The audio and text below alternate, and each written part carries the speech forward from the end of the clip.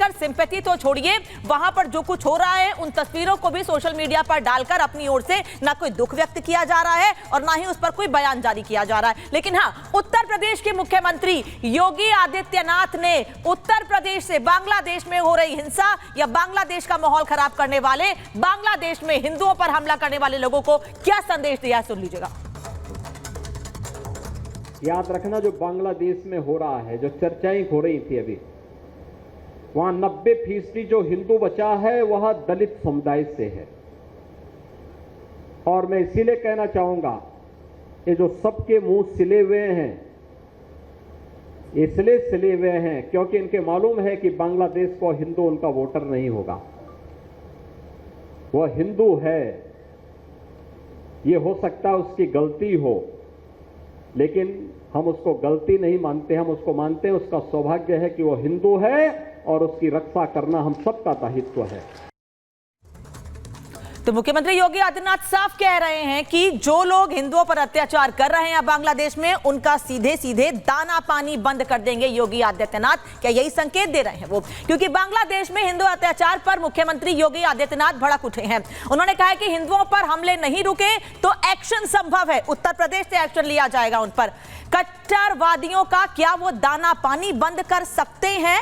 उत्तर प्रदेश के मुख्यमंत्री ये क्या संकेत दे रहे हैं? क्या मुख्यमंत्री आने वाले समय में ऐसा कुछ कर सकते हैं? क्या दाना पानी बंद कर सकते हैं? बांग्लादेशी घरों में चूल्हा भी नहीं जल पाएगा अगर ऐसा हुआ तो, क्योंकि उत्तर प्रदेश से ढेरों सामान बांग्लादेश भेजा जाता है। चावल, गेहूं, सब्जियां, चीनी, फल, तमाम चीजें वहां सप्लाई की जाती हैं और करीब 140 चीजें बांग्लादेश भेजता है उत्तर प्रदेश। इसमें सीमेंट भी है, चमड़ा भी है, ई रिक्शा, इंजीनियरिंग आइटम्स हैं। तो ऐसे में हिंसा के चलते 700 करोड़ का सामान अटका हुआ है। तो क्या ऐसे बड़े कदम उठा के या ऐसे बड़े संकेत दे के बांग्लादेश में हिंदुओं के साथ जो कुछ हो रहा है उसको रोका जा सकता है? क्योंकि वहां के अंतरिम सरकार ने अभी तक हिंदुओं पर हो रहे हमले को लेकर कोई बड़ा कदम नहीं उठाया है। बस बार बार यही कहा जा रहा है कि हमारे देश के नागरिक हैं, उनके साथ ऐसा नहीं होना चाहिए। इस रिपोर्ट को देखिए कि कैसे बांग्लादेश में हालात खराब हो रहे हैं और कैसे भारत की ओर से इस पर संकेत दिए जा रहे हैं।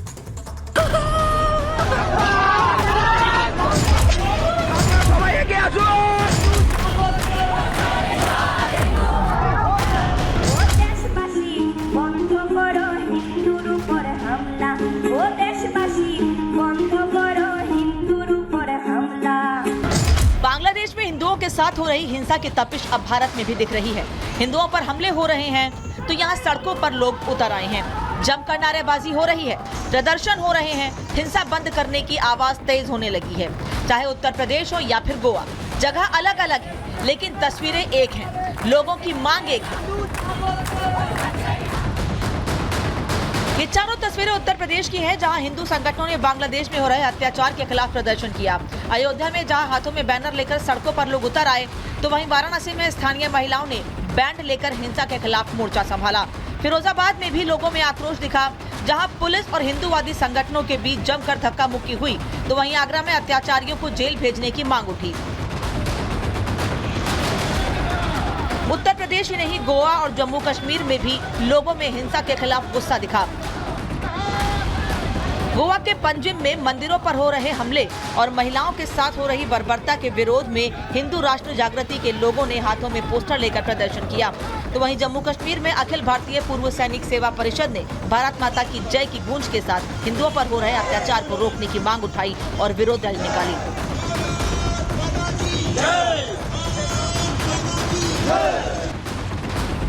बांग्लादेश में हो रहे हिंदुओं पर अत्याचार के बीच उठती ये विरोध की आग धीरे धीरे और फैलती जा रही है। जगह जगह प्रदर्शनों के बीच हिंदुओं के साथ हो रही हिंसा को लेकर लोगों में गुस्सा बढ़ता जा रहा है और तो और लोग अब ऐसे अत्याचारियों के खिलाफ कड़ी सजा की मांग करने लगे हैं।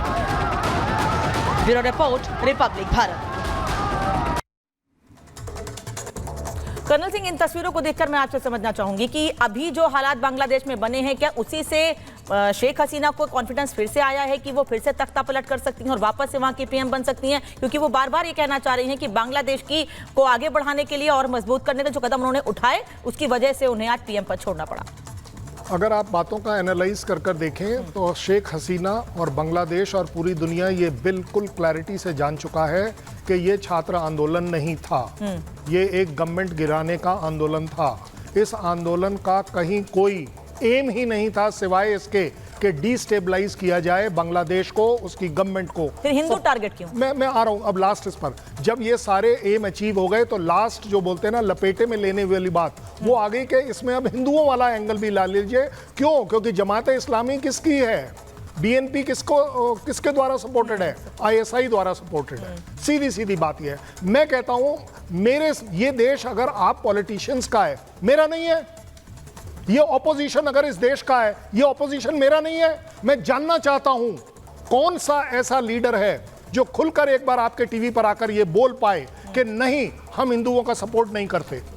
मैं कहता हूं अगर आदित्यनाथ जी ने कुछ कहा है कि आप उसके बारे में कुछ कहें या ना कहें, बट कम से कम उनके साथ खड़े हो सकते हैं कि हम बांग्लादेशी हिंदुओं के साथ हैं, ये बांग्लादेशी हिंदू हैं। आप कृपया कर इसमें कहीं कोई डाउट मत रखिए।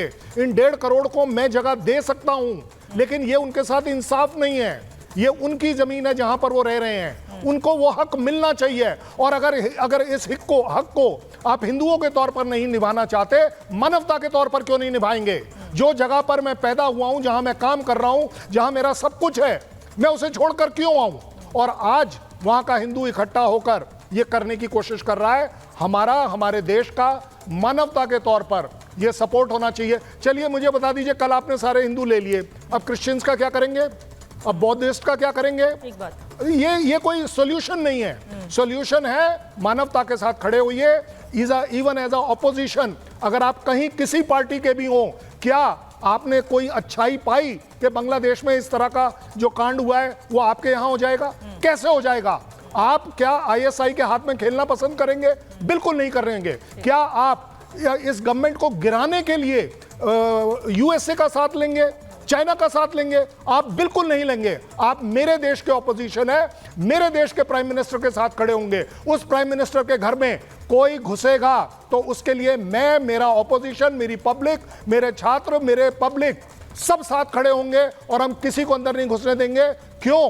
क्योंकि मुझे मेरी आर्मी पर कॉन्फिडेंस है कि वो कभी साइड नहीं लेगी। वो अपने देश, अपने कॉन्स्टिट्यूशन, अपनी सरकार के साथ खड़ी होती है। मैं चाहूंगा हर ऑपोजिशन का लीडर सिर्फ इस बात पर काम करे, कम से कम बोले, एक वो एटमॉस्फेयर ना बनाए जहां हम आपस में ही लड़ रहे हैं। हालांकि जो कुछ हो रहा है वो बांग्लादेश में हो रहा है, वहां तो आप सपोर्ट बाद में करेंगे, पहले अपने देश में तो सपोर्ट कर लीजिए कि नहीं हम इस तरह की कोई कार्रवाई ना करेंगे, ना होने देंगे, ना टॉलरेट करेंगे। विवेक जी, यही सवाल बार बार पूछा जा रहा है, इसीलिए कि आप गाजा पर तो बोल देते हैं, सोशल मीडिया पर भी बोल देते हैं। आवाज आ रही है विवेक जी आपको ना मेरी? बिल्कुल आ रही है, बिल्कुल आ रही है। सोशल मीडिया पर भी अपनी बात कहते हैं, लेकिन उन्हीं बांग्लादेशी हिंदुओं के लिए आज भारत में लोग सड़कों पर हैं कि हिंदुओं की रक्षा कीजिए, लेकिन हमारे देश के विपक्ष नेता के मुंह से एक शब्द नहीं निकल रहा है इस वक्त। सबसे पहली बात है, इस देश में फैशन हो गया है, मीडिया एंकर, हमारे रिटायर्ड फौजी, आप ऑपोजिशन से बड़ा सवाल करते हैं, नसीहत भी बड़ी देते हैं। कर्नल शैलेंद्र सिंह ने एक बड़ा भाषण दे दिया। आपको मालूम है ऑल ऑपोजिशन पार्टी मीटिंग में क्या स्टैंड लिया हम लोगों ने? आपको मालूम है राहुल गांधी के साथ